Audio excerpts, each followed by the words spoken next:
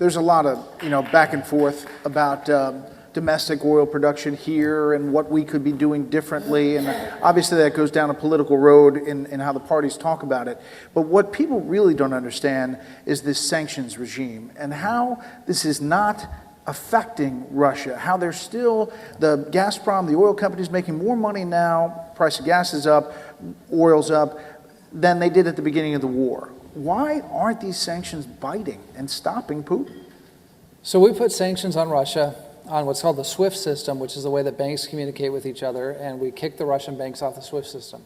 We also put sanctions on the Russian central bank, the Russian Federation Central Bank, which would prohibit them from operating in dollars, and oil and gas sales are almost all in dollars. Now, what we did with those sanctions, we exempted oil and gas sales. And so when you think about sanctioning the Russian economy, when's the last time anyone here, raise your hand, went on Amazon and said, I've got to get that latest thing from Russia? Okay?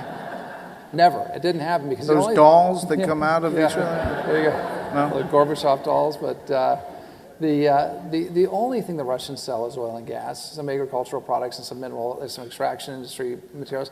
That was all exempted.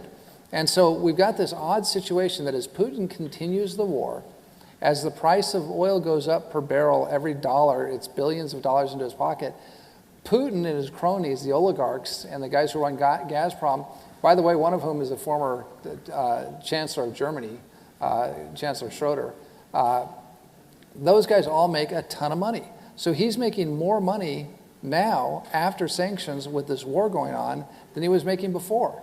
So unless we're going to cut off the oil and gas sales, this war is not going to end because there's plenty of money for Putin to fund his war machine. Now, look, we need our allies to contribute, to get involved in this. We could cut it off ourselves. It'd be better if we had our allies. Most of our allies are on board. Boris Johnson, the Prime Minister of the UK, is on board. President Macron in France is on board. Others are. Unfortunately, the Germans, and this was a problem. They're the ones who had Nord Stream 2. They're the ones that refused to pay their 2% of their GDP for their military, for NATO. They're the ones that have had this very cozy relationship with Russian oil and gas. It's very hard for the Germans, and they've made some good steps recently. I've been very critical of the Germans over the past couple of years, even as National Security Advisor. They have made some good steps. They've promised to start rebuilding their defenses. They've promised to engage with the United States and the European allies on sanctions, but they're still buying the Russian oil and gas. And until the Germans shut off the flow of euros and dollars to Vladimir Putin, he's going to have plenty of money, not only for this war, but for Syria, for Libya. They're now in Mali and in the Sahel and in Northwest Africa. He's going to continue to have all the resources he needs to create trouble and mischief around the world. And we've got to cut off and stop those oil and gas sales. These half-measure sanctions no longer work. I understand that people wanted to give a ladder for Putin to climb down. But he's showing as this invasion continues and intensifies today, he's not taking that off-ramp. So since he didn't take the off-ramp, we got to close the off-ramp and give the Ukrainians a fighting chance. The Ukrainians are fighting and fighting hard. You think Ukraine can win this?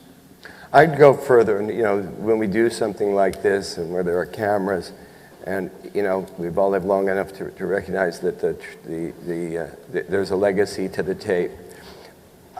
I wager everything that when that tape is played, I'll be right. The Ukrainians are going to win. And what we're going to be doing is saying, how many lives did we let them lose of their families to be able to win that fight for us?